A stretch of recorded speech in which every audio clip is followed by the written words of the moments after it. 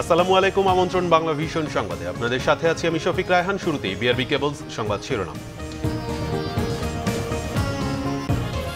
বাংলাদেশ সহ যেসব দেশের করোনা টিকা তৈরির সক্ষমতা আছে তাদের কারিগরি সহায়তা দেওয়ার আহ্বান প্রধানমন্ত্রী শেখ হাসিনার। অধিকাংশ ভোটারের উপস্থিতিতে উৎসব মুখর হয়েছে ইউপি নির্বাচন, দাবি ওবায়দুল কাদেরের। সরকার আর কমিশন নির্বাচন ব্যবস্থাকে ধ্বংস করেছে, অভিযোগ মির্জা ফখরুলের। ব্যাপক সহিংসতায় মহাসংকটের দিকে যাচ্ছে দেশের নির্বাচন ব্যবস্থা, বিশেষজ্ঞদের আশঙ্কা। বিশ্বাসযোগ্যতা হারানোয় নির্বাচন কমিশনকে পদত্যাগের পরামর্শ। মুক্তিযুদ্ধের চেতনা বিনাশে ইনডেমনিটি অধ্যাদেশ হয়েছিল, বিশিষ্টজনদের অভিমত। এ আইন বাতিলের মাধ্যমে দেশে আইনের শাসন প্রতিষ্ঠা করেছেন শেখ হাসিনা, বললেন আইনমন্ত্রী। আরেক দফা বেড়েছে আটা ময়দার দাম, ফের অস্থিরতা চালের বাজারে। জ্বালানি তেলের মূল্য বৃদ্ধির প্রভাব, বলছেন ব্যবসায়ীরা।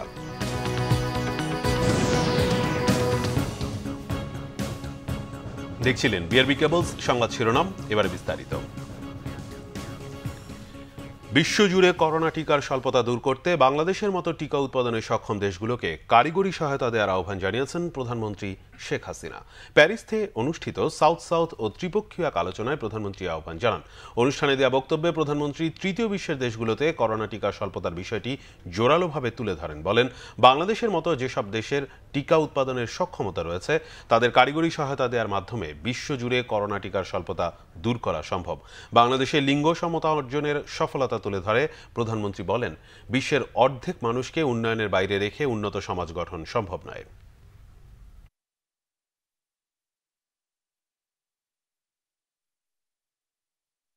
The huge gap in access to vaccines and treatments is only too telling. A number of developing countries like Bangladesh have the capacity to ensure vaccine equity and quality. We need support with technical know-how or trips waiver to go into large-scale vaccine production for sharing vaccines with the rest of the world. তথ্য প্রযুক্তি খাতে বৈপ্লবিক পরিবর্তনের জন্য associate leadership award পেলেন প্রধানমন্ত্রীর ICT বিষয়ক উপদেষ্টা সজীব ওয়াজেদ জয়। ঢাকায় অনুষ্ঠিত তথ্য ও যোগাযোগ প্রযুক্তি খাতের বিশ্ব সম্মেলন ওয়ার্ল্ড কংগ্রেস অন ইনফরমেশন টেকনোলজির দ্বিতীয় দিনে সজীব ওয়াজেদ জয়কে এ পুরস্কারে ভূষিত করা হয়। এশিয়া ওশেনিয়া অঞ্চলের ২৪টি দেশের সংস্থা Asian Oceanian computer industry organization ASOCIO Sajeeb Ahmed জয়কে এ পুরস্কারে ভূষিত করে। সজীব ওয়াজেদ জয়ের পক্ষে পুরস্কার গ্রহণ করেন তথ্য ও যোগাযোগ প্রযুক্তি প্রতিমন্ত্রী জুনায়েদ আহমেদ পলক।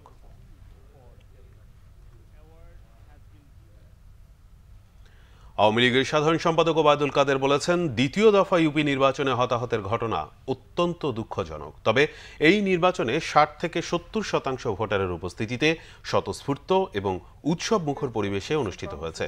তিনি সারা দেশে তৃণমূল পর্যায়ে নির্বাচনকে ঘিরে যে উৎসব মুখরতা তা ধরে রাখতে সকলকে আরও সতর্ক থাকার আহ্বান জানান। আওয়ামী লীগ সাধারণ সম্পাদক ওবায়দুল কাদের তার সরকারি বাসভবনে নিয়মিত ব্রিফিংয়ে এসব কথা বলেন। তিনি বলেন, পরবর্তী ধাপে নির্বাচনে যাতে এমন অনাকাঙ্ক্ষিত পরিস্থিতির সৃষ্টি না হয় সেদিকে সবাইকে সতর্ক থাকতে হবে। নির্বাচনের অনুকূল পরিবেশ ধরে রাখার জন্য নির্বাচন কমিশন ও আইন প্রয়োগকারী সংস্থাসমূহকে সর্বোচ্চ সতর্কতামূলক ব্যবস্থা গ্রহণের আহ্বান জানান আওয়ামী লীগ সাধারণ সম্পাদক ওবায়দুল কাদের। পরবর্তী ধাপে নির্বাচন যাতে এমন অনাকাঙ্ক্ষিত পরিস্থিতির সৃষ্টি না হয় সেদিকে সকলকে সতর্ক থাকতে হবে। নির্বাচনের অনুকূল পরিবেশ ধরে রাখার জন্য আমরা নির্বাচন কমিশন এবং আইন প্রয়োগকারী সংস্থাসমূহকে সর্বোচ্চ সতর্কতামূলক ব্যবস্থা গ্রহণের আহ্বান জানাচ্ছি। বিএনপি মহাসচিব মির্জা ফখরুল ইসলাম আলমগীর বলেছেন, সরকার আর নির্বাচন কমিশন মিলে নির্বাচন ব্যবস্থাকে ধ্বংস করে দিয়েছে। এর বড় প্রমাণ চলমান ইউপি নির্বাচন।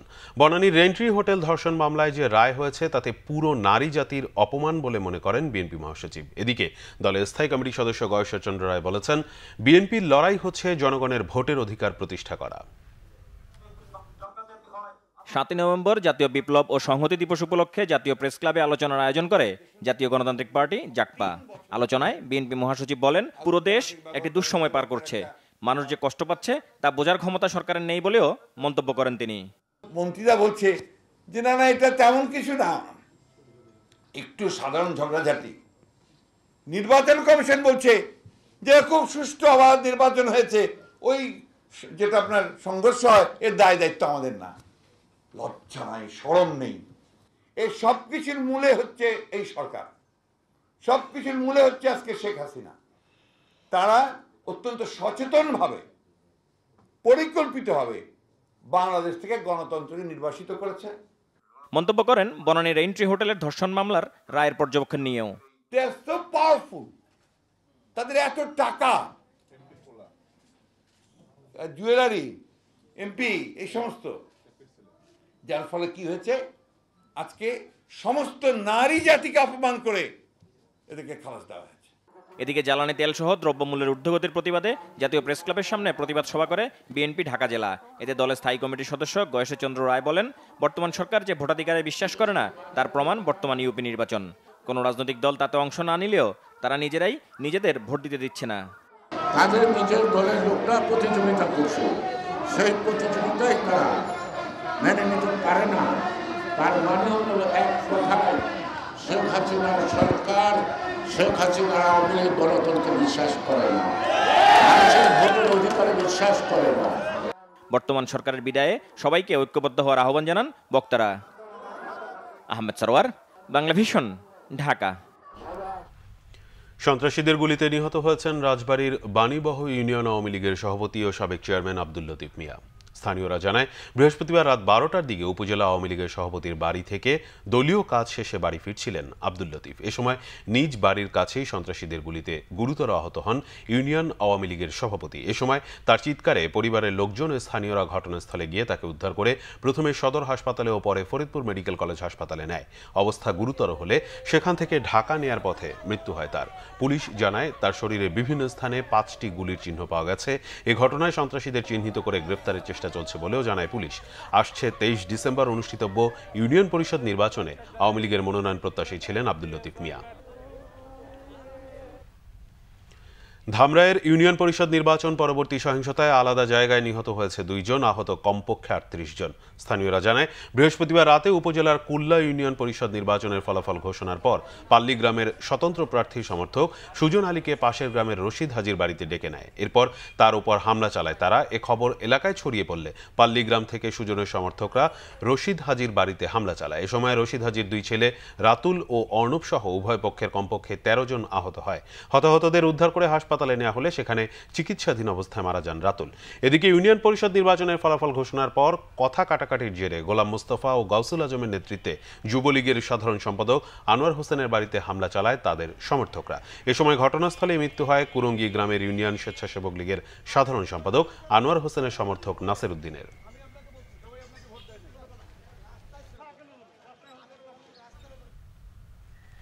দ্বিতীয় ধাপের ইউপি নির্বাচনে প্রাণহানি ও সহিংসতা প্রমাণ করে দেশের নির্বাচন ব্যবস্থা মহাসংকটের দিকে যাচ্ছে বলছেন বিশিষ্টজনরা।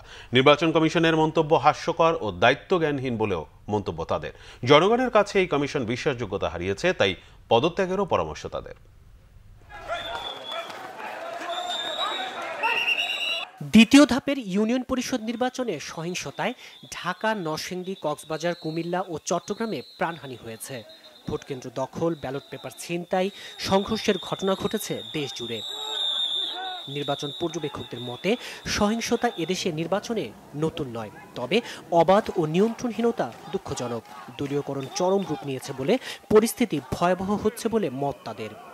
এই নির্বাচন কোনো মতে কোনো নির্বাচন নয় যেখানে প্লুরালিজম নেই, যেখানে সকলে মিলে অংশগ্রহণ করতে পারে না, যেখানে একটি দল অংশগ্রহণ করে এবং তার ভেতরে প্রতিদ্বন্দ্বিতা এবং তার ভিতরে মৃত্যু বলে দেয় এই দেশের সংস্কৃতি কত নিচে নেমে গেছে। আমরা একটা মহা সংকটের দিকে ধাবিত হচ্ছি। 3টা রোগ, একটা হলো ফায়দাভিত্তিক সুবিধাবাদের রাজনীতি, দ্বিতীয় হলো দলীয় মনোনয়ন, তৃতীয়ত হলো নির্বাচন কমিশনের নির্বাচনে যাওয়া। এগুলোই কারণ এই যে সহিংসতা। দুর্নীতিতে জড়িত এই নির্বাচন কমিশন ন্যূনতম গ্রহণযোগ্যতা হারিয়েছে বলে মন্তব্য বিশিষ্টজনদের। এই নির্বাচন কমিশন যতগুলো অন্যায় করেছে, দুর্নীতিতে লিপ্ত হয়েছে, তারা চরম অসদাচরণ করেছে, তারা কি বললো না বললো তাতে জনগণ তার প্রতি ভ্রুক্ষেপ করে না, কারণ তাদের কোনো বিশ্বাসযোগ্যতা নেই। নির্বাচন কমিশন সে কোনো দায়িত্ব পালন করছে না এবং সে বলছে কিনা যে তার কিছু করার নেই। তার যদি কিছু করার না থাকে সে পদত্যাগ করুক, এক্ষুনি সে পদত্যাগ করুক। নির্বাচন ব্যবস্থাকে শক্তিশালী করতে রাজনৈতিক দলগুলোকে আন্তরিক হওয়ারও পরামর্শ পর্যবেক্ষকদের। তাইমুর রশিদ, বাংলা ভিশন, ঢাকা। শুধু বঙ্গবন্ধুর হত্যাকে জায়েজ করতে নয়, বাংলাদেশ যাতে মুক্তিযুদ্ধের চেতনায় ফিরতে না পারে সেজন্যই ইন্ডেমনিটি আইন পাশ করা হয়েছিল, এমন মন্তব্য করেছেন বিশিষ্টজনেরা। তারা বলেন, বঙ্গবন্ধু হত্যার মূল কারিগরদের বিচারেও কমিশন গঠন করতে হবে। জাতীয় প্রেস ক্লাবে ঘৃণ্য ইন্ডেমনিটি আইন শিরোনামে আলোচনার আয়োজন করে প্রগতিশীল সাংবাদিক মঞ্চ। এতে বক্তারা বলেন, পৃথিবীর যেসব দেশে রাজনৈতিক নেতাদের হত্যা করা হয়েছে তার সবগুলোরই বিচার হয়েছে। সেনা সদস্যদের কোনো ইনডিসিপ্লিন, সেনা সদস্যরা যদি কোনো বেআইনি কাজ করে তাদের আইনেই সেটার বিচার হওয়ার কথা, কোর্ট মার্শাল হওয়ার কথা। কিন্তু সেই ইন্ডেমনিটি আইনে সেই কোর্ট মার্শালও বিচার করা যাবে না, দেশের সাধারণ আদালতে বিচার করা যাবে না।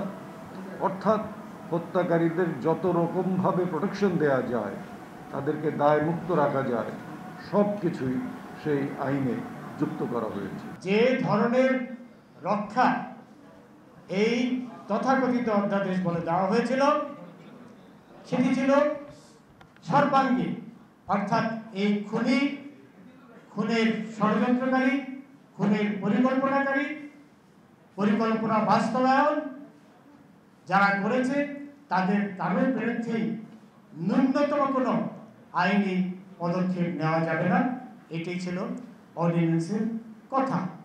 বক্তারা বলেন, বঙ্গবন্ধুর খুনিদের বিচার করেই স্থির থাকা যাবে না, যারা এই হত্যার পেছনে মূল কলকাঠি নেড়েছে তাদেরও বিচার করতে হবে, যাতে মির্জাফরদের সাথে ইতিহাসে তাদের নাম লেখা থাকবে, মানুষ তাদের ঘৃণা করবে। করার পরেও যে ধারাবাহিকতা শেষ হয়নি, দুজন স্বৈরশাসক, দুজন সামরিক শাসক এবং তাদের সঙ্গী সাথীরা আমাদের জীবনে মাইন পুঁতে রেখে গেছে। পদে পদে এই মাইনগুলো এখনো আমরা যারা প্রশাসনে প্রান্তিকভাবেও কাজ করছি আমাদের নজরে মাঝে মাঝে পড়ে যায়। আলোচকরা বলেন, বঙ্গবন্ধুর হত্যাকারীরা এখনও ষড়যন্ত্রে লিপ্ত, যার ধারাবাহিকতায় 21শে আগস্ট গ্রেনেড হামলা হয়েছিল। ষড়যন্ত্রকারীদের ব্যাপারে সবাইকে সতর্ক থাকতে হবে। আরিফুল হক, বাংলা ভিশন, ঢাকা। আইনমন্ত্রী আনিসুল হক বলেছেন, ইন্ডেমনিটি অধ্যাদেশ বাতিল করার মধ্য দিয়ে দেশে আইনের শাসন প্রতিষ্ঠা করেছিলেন প্রধানমন্ত্রী শেখ হাসিনা। রাজধানীর কৃষিবিদ ইনস্টিটিউটে সিনিয়র কৃষিবিদ সম্মেলনে তিনি কথা বলেন। আইনমন্ত্রী বলেন, যারা মুক্তিযুদ্ধকে বিশ্বাস করত না তারাই বঙ্গবন্ধু শেখ মুজিবুর রহমানকে হত্যা করেছিল। এ হত্যার যেন বিচার না হয় সেজন্য আইনও করা হয়েছিল বলে জানান আনিসুল হক। ইন্ডেমনিটি অধ্যাদেশকে কালো আইন উল্লেখ করে তিনি বলেন, এর ফলে জনগণের বিচার চাওয়ার অধিকারটুকুও হরণ করেছিল তৎকালীন সরকার। কিন্তু 1996 সালের 12ই নভেম্বর এ আইনটি বাতিল করা হয়। ফলে বঙ্গবন্ধু হত্যা সহ জাতীয় 4 নেতার হত্যারও বিচার করা সম্ভব হয়েছে। আইনমন্ত্রী বলেন, প্রধানমন্ত্রীর নেতৃত্বে দেশ এগিয়ে যাচ্ছে। দেশ গড়তে শেখ হাসিনা একজন যোগ্য আর্কিটেক্ট বলেও মন্তব্য করেন আনিসুল হক। 1996 সালে জননেত্রী শেখ হাসিনা ক্ষমতায় এসে এই যে বিচারহীনতার সংস্কৃতি, এইটা দূর করার প্রথম পদক্ষেপ নেন এই 12ই নভেম্বর 1996 সালে ইন্ডেমনিটি অর্ডিন্যান্স বাতিল করে। এবং তারপরে আপনারা দেখেছেন ধারাবাহিকভাবে বঙ্গবন্ধু হত্যা মামলার বিচার হয়েছে, জেল হত্যা মামলার বিচার হয়েছে, আমাদের 1971 সালে মানবতা বিরোধী অপরাধ এবং যুদ্ধ অপরাধের বিচার হয়েছে। এবং যত অপরাধ হয়েছে সব অপরাধেরই কিন্তু বিচার হচ্ছে। মানে মাননীয় প্রধানমন্ত্রী জননেত্রী শেখ হাসিনা বাংলাদেশে আইনের শাসন প্রতিষ্ঠা করেছেন। দেশে করোনায় গেল একদিনে আরও 5 জনের মৃত্যু হয়েছে। এদের মধ্যে ঢাকা ও চট্টগ্রামে 2 জন করে এবং খুলনায় 1 জন মারা গেছেন। এ নিয়ে মোট 27,912 জনের মৃত্যু হলো। 17,231টি নমুনা পরীক্ষায় আরও 221 জনের করোনা শনাক্ত হয়েছে। এ নিয়ে দেশে করোনা শনাক্ত হয়েছে মোট 15,72,127 জনের।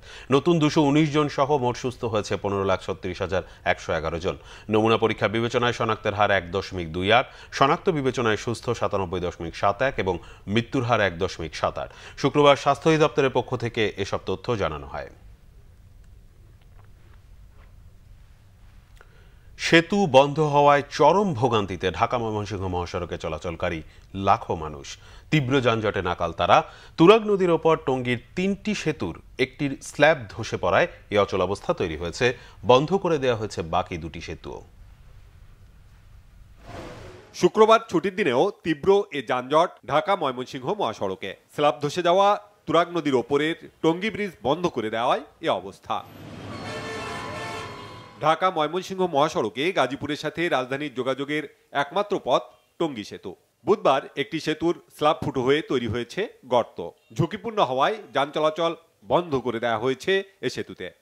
ব্রিজ ভাঙা যাওয়ার কারণে 1.5 ঘন্টা ধরে মোর্চায় বসে রয়েছি, বুঝছেন, অনেকক্ষণ ধরে জাম আসতে পারি না। 4-5 ঘন্টা মনে করেন যে আব্দুল্লাহপুর আইছে, যাত্রী উড়ে আর নামে বাড়াই লইতে পারতাছি। কুল বিশ্ব রোড তো আইতে আইতে পর্যন্ত 7 ঘন্টা শেষ। টঙ্গী ব্রিজ ভেঙে গেছে, এই দিক দিয়ে ঘুরে কামারপাড়ায় ব্রিজ আসতে অনেক টাইম লেগে গেছে। যানজটে আটকা পড়া অনেকেই নিরুপায় হয়ে হেঁটেই পাড়ি দিচ্ছেন কয়েক কিলোমিটার পথ। এয়ারপোর্ট থেকে তো আব্দুল্লাহপুর তো আইতে লাগছে আধা ঘন্টা, আর আমি এসে ঘুরছেন তাইটা কাওয়া মন্দির নেবো 1 ঘন্টা। তো বস্তু কাওয়া মন্দির যন্ত্র কেন জামের। টঙ্গী ব্রিজ ভেঙে গেছে, এই জন্য গাড়ি ঘোড়া নাই, যা আছে জাম। এই জামের কারণে আমরা হেঁটে হেঁটে আসছি। আমাদের খুবই ভোগান্তি হইতেছে, মানে এটা মানে সরকারের আবার দেখা উচিত। রোগী নিয়ে যেতে গেল ভাই এই প্রবলেম হইতেছে। জনগণের তো দুঃখ দশা সরকার তার বুঝতেছে না। টঙ্গী বাজারে ব্রিজ ভেঙেছে, সরকারের কোনো পদক্ষেপ নাই। আজ 3 দিন জনগণের এত কষ্ট দিতেছে। আমরা বিকল্প একটা রোডের মাধ্যমে ময়মনসিংহগামী এবং ঢাকামুখী গাড়ি আমরা যথাসাধ্য চেষ্টা করতেছি রানিং রাখার জন্য। রোববার স্বাভাবিক কর্মদিবসে পরিস্থিতি ভয়াবহ আকার ধারণ করার আশঙ্কা করে সেতুটি দ্রুত মেরামতের দাবি ভুক্তভোগীদের। Bangla vision news desk. আরেক দফা বেড়েছে আটা ময়দার দাম। কেজিতে 1 টাকা বেড়েছে চালের দামও। একে জ্বালানি তেলের দাম বাড়ার প্রভাব বলে মনে করেন পাইকারি ব্যবসায়ীরা। তবে কমতে শুরু করেছে সবজির দাম। 4-5 দিনের ব্যবধানে দাম নেমে এসেছে মুরগির মাংসের বাজারে। গত কয়েক মাস ধরে অস্থির নিত্যপণ্যের বাজার। চাল, ডাল, তেল, চিনি সহ একের পর এক পণ্যের দাম বেড়েছে। আটা ময়দার দাম 2 সপ্তাহ আগে থেকে বাড়তি ছিল, 1 সপ্তাহের ব্যবধানে বেড়েছে আরও। 50 কেজির ময়দার বস্তা প্রতি বেড়েছে 100 টাকা, আর আটার বস্তাতে বেড়েছে 50 টাকা। খুচরা বাজারে প্যাকেটজাত 2 কেজির আটা ময়দা বিক্রি হচ্ছে 4 থেকে 5 টাকা বেশি দামে। প্যাকেটে তো এখন আগের থেকে প্রায় 10 টাকা কেজি, মানে 2 কেজির প্যাকেটে 10 টাকা বাড়ছে, আটায়ও ময়দায়ও। বিগত 1 মাস যাবত শুধু মনে করেন পার প্যাকেটে 3 টাকা, 4 টাকা, 5 টাকা করে প্রতি সপ্তাহে বাড়তেছে। এখন বন্ধ বাড়া অবস্থায় আছে। আটা ময়দার দামে বাড়ছে, অন্য কোনো পণ্য বাড়ে নাই, স্থিতিশীল আছে। এখন পরিবহন খরচ বাড়ার পরে হয়তো কিছুটা বাড়বে। নারায়ণগঞ্জ জলারা বলে যে ওদের কাছে গম নাই, গমের শর্ট, ওরা গম পর্যাপ্ত পরিমাণ গম পাইতেছে না দেখে ময়দার দাম কমাতে পারতেছে না। খুব বেশি না বাড়লেও চিকন চাল কেজিতে বেড়েছে 1 টাকা। ভারতীয় চালের আমদানি বন্ধ, সেই সাথে জ্বালানি তেলের দাম বাড়ায় মিলাররা দাম বাড়িয়েছে বলছেন পাইকার চাল ব্যবসায়ীরা। ইন্ডিয়ার ইম্পোর্টের চালগুলো গেল এই দিক দিয়ে বন্ধ, তাছাড়া দ্বিতীয়ত তেলের দাম বৃদ্ধি, গাড়ি ভাড়া বাড়ছে, তারপরে মিলাররাও কিছু বাড়াইছে। টোটালি প্রতি বস্তা প্রতি প্রায় 50 টাকা চালের দাম বাড়তি। তবে স্বস্তি ফিরতে শুরু করেছে সবজির বাজারে। শিম সহ বেশ কয়েকটি সবজির দাম প্রায় অর্ধেকে নেমে এসেছে। সিমের দাম কমছে, মূলার দাম কমছে, পেঁপের দাম কমছে, ওই মরিচ আসলে দাম বেশি, মরিচও কমছে। মরিচ এখন 300 টাকা পাল্লা, কত আসলে 500 টাকা পাল্লা কমছে। সামনে কমবো না, আমরা কমবো। এখন তো বর্ষাকাল নাই, এখন তো মাল খেতে হইব, খরা শুকনার দিন, এখন দাম কমবে, বেশি বাড়বে না।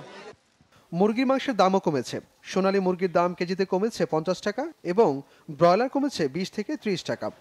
দাম আগের সপ্তাহ থেকে এই সপ্তাহ এখন কম আছে। আগে খামারের মাল ছিল না, করোনার কারণে খামার বন্ধ ছিল, বিয়ে পিকনিক সব একসাথে তখন শুরু হয়েছে। এখন খামার আগের মতো মাল চালু হয়েছে, এর জন্য দাম তখন একটু কম আছে, সামনে আরো কমবে।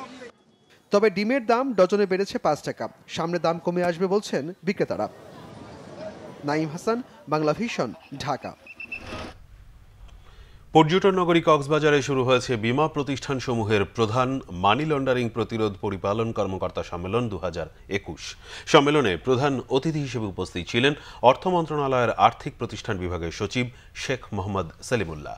বীমা উন্নয়ন ও নিয়ন্ত্রণ কর্তৃপক্ষের chairman doctor M Mosharraf Hossain এফসির সভাপতিত্বে বিশেষ অতিথি হিসেবে আরও উপস্থিত ছিলেন সংস্থাটির সদস্য মইনুল ইসলাম।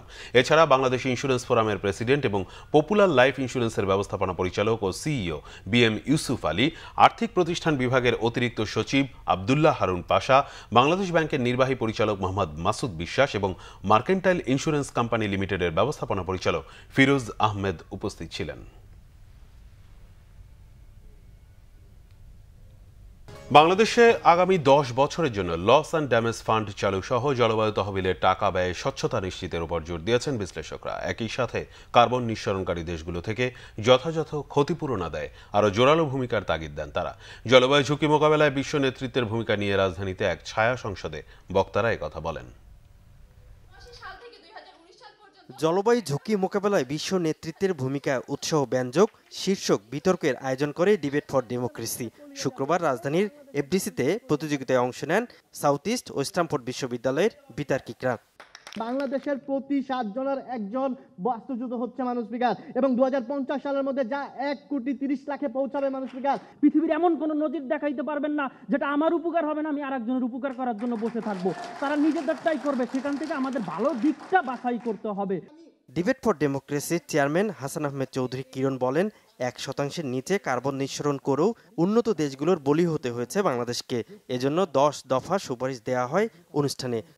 জলবায়ু তহবিলের যে টাকা ব্যয় করা হয় তার স্বচ্ছতার জন্য আমি সরকারের কাছে আজকে সুপারিশ করি। জলবায়ু তহবিলে অনেক টাকা আসে, সে অর্থের কিন্তু আমরা পূর্ণাঙ্গ ব্যবহার দেখতে পাই না। আমরা আজকে সরকারের কাছে সুপারিশ করতে চাই, জলবায়ু তহবিলের যে টাকা আমরা পাচ্ছি তা স্বচ্ছতার সাথে যারা এর জন্য ভুক্তভোগী তাদের জন্য যাতে ব্যয় করা হয়।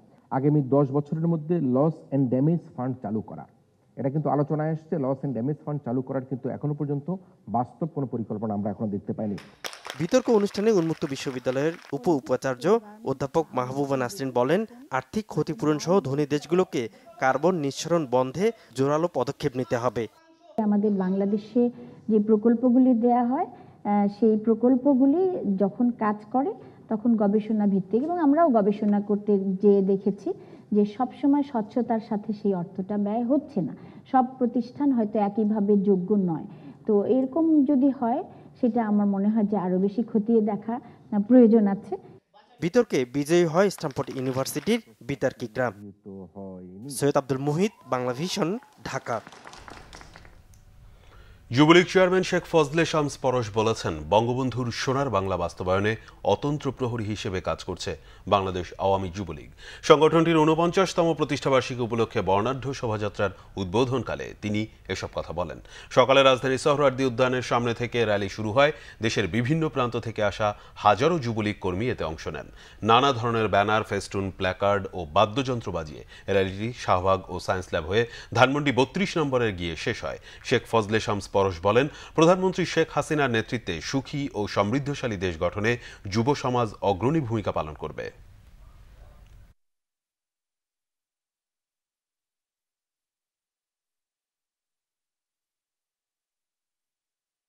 আমরা আজকে সমবেত হয়েছি এবং আমরা প্রতিজ্ঞাবদ্ধ যে একটা ধর্মনিরপেক্ষ প্রগতিশীল সমাজ এবং মেধাভিত্তিক সমাজ, ন্যায়পরায়ণ সমাজ গঠনে আমরা প্রতিজ্ঞাবদ্ধ। এই র্যালি সেই বার্তাই আমাদেরকে দেয় এবং সেই সিগন্যাল বহন করে। সরকার মাথাপিছু আয়ের মিথ্যা পরিসংখ্যান দিয়ে জনগণের সাথে প্রতারণা করছে বলে অভিযোগ করেছেন গণ অধিকার পরিষদের আহ্বায়ক ডক্টর রেজা কিবরিয়া। বিকেলে কেন্দ্রীয় শহীদ মিনারে আয়োজিত 3 দফা দাবিতে বিক্ষোভ সমাবেশে কথা বলেন তিনি। তেল গ্যাসের বর্ধিত দাম ও গণপরিবহনের বর্ধিত ভাড়া প্রত্যাহার এবং নিত্য প্রয়োজনীয় দ্রব্যমূল্য ক্রয় ক্ষমতার মধ্যে আনতে সরকারের প্রতি আহ্বান জানান। নিত্য পণ্যের অস্বাভাবিক মূল্য বৃদ্ধি না কমলে অচিরেই বৃহৎ আন্দোলনের হুঁশিয়ারি দেন দলটির আহ্বায়ক। এ সময় গণ অধিকার পরিষদের সদস্য সচিব সাবেক ডাকসু ভিপি নুরুল হক নূর বলেন, জনগণের অধিকার ফিরিয়ে আনতে অবিলম্বে তত্ত্বাবধায়ক সরকার ফিরিয়ে আনতে হবে। গণ অধিকার পরিষদের ছাত্রদের বিরুদ্ধে মিথ্যা মামলা প্রত্যাহারের দাবি জানান তিনি। নিম্ন ও মধ্যবিত্তদের জন্য রেশনিং ব্যবস্থার দাবি জানান ডাকসুর সাবেক ভিপি।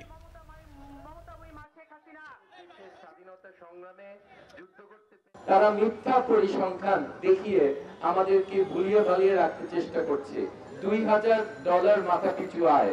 আচ্ছা, আপনারা একটু চিন্তা করেন, একটা পরিবারে যদি 5 জন থাকে তার মানে একটা বছরে তারা $10,000 তাদের আয়, তাহলে মাসিক কত হয়? কোন রিক্সার চালক, কোন রাস্তায় যে ফেরিওয়ালা, তার মাসিক আয় পরিবারের 60,000-70,000 টাকা। আপনারা একটু চিন্তা করেন, জিনিসটা হাস্যকর।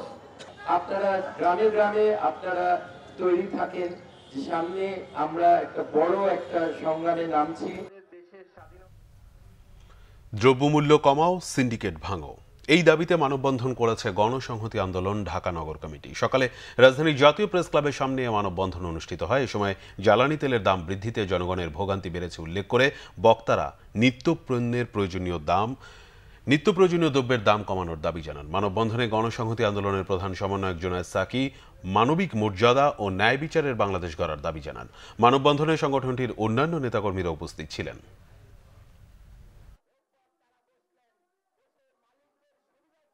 সমস্ত রাষ্ট্রীয় যন্ত্রকে তারা ব্যবহার করে আজকে নানাভাবে মানুষকে ভয় দেখিয়ে ক্ষমতা ধরে রেখেছে এবং যাদের দিয়ে আমাদের ভয় দেখায় তাদেরকে দুষ্ট করছে।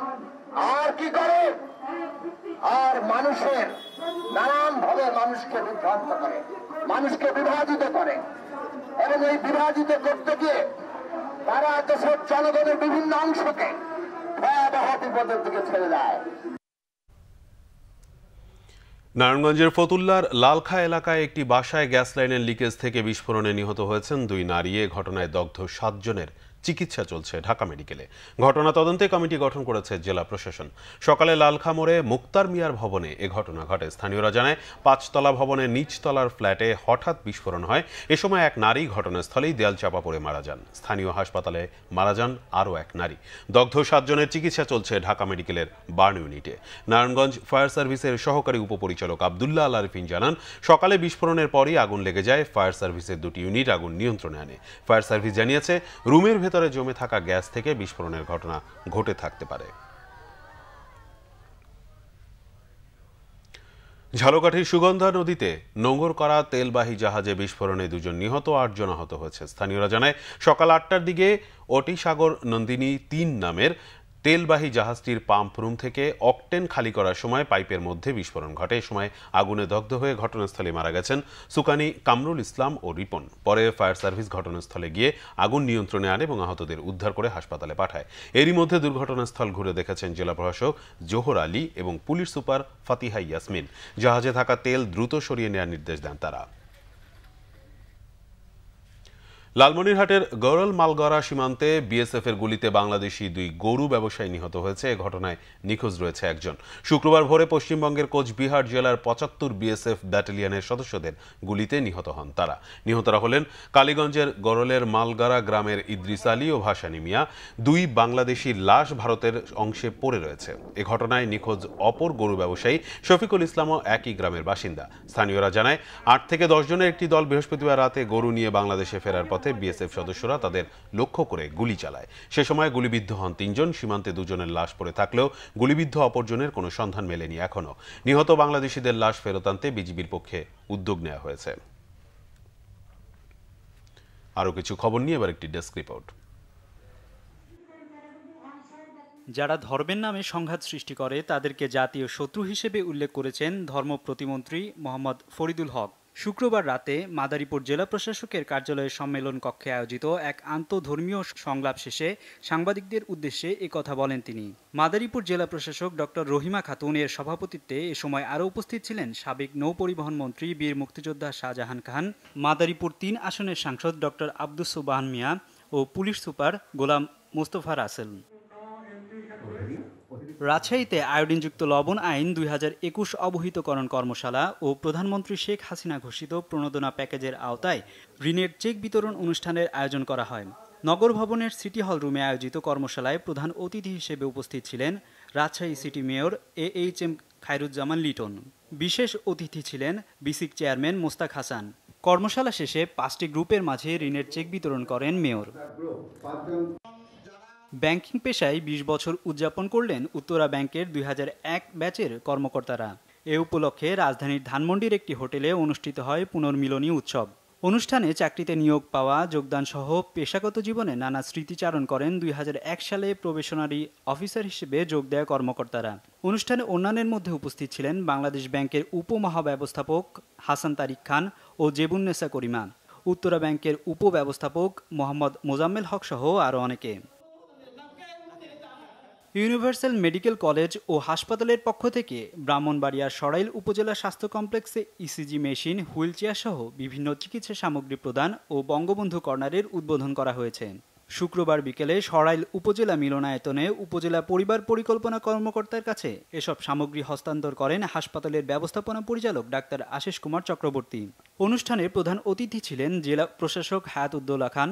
এছাড়া উপস্থিত ছিলেন পুলিশ সুপার মোহাম্মদ আনিসুর রহমান, সরাইল উপজেলা চেয়ারম্যান রফিক উদ্দিন ঠাকুর সহ আরও অনেকে। চট্টগ্রামের সাতকানিয়া কিষণ স্পোর্টিং ক্লাব আয়োজিত বঙ্গবন্ধু গোল্ড কাপ টুর্নামেন্টের ফাইনালে চ্যাম্পিয়ন হয়েছে পেকুয়া উপজেলা ফুটবল একাডেমি।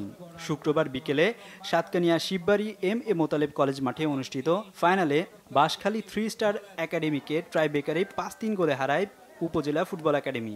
এ সময় প্রধান অতিথি হিসেবে উপস্থিত থেকে বিজয়ীদের মাঝে পুরস্কার বিতরণ করেন স্থানীয় সংসদ সদস্য ডক্টর আবু রেজা মোহাম্মদ নেজামুদ্দিন নদভী।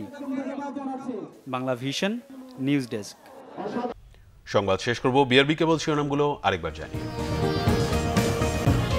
বাংলাদেশ সহ যেসব দেশের করোনা টিকা তৈরির সক্ষমতা আছে তাদের কারিগরি সহায়তা দেওয়ার আহ্বান প্রধানমন্ত্রী শেখ হাসিনার।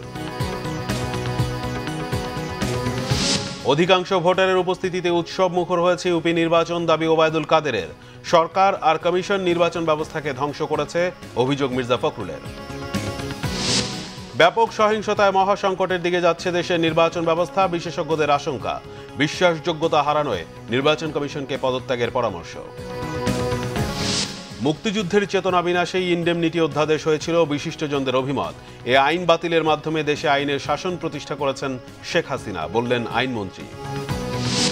আরেক দফা বেড়েছে আটা ময়দার দাম, ফের অস্থিরতা চালের বাজারে। জ্বালানি তেলের মূল্য বৃদ্ধির প্রভাব, বলছেন ব্যবসায়ীরা।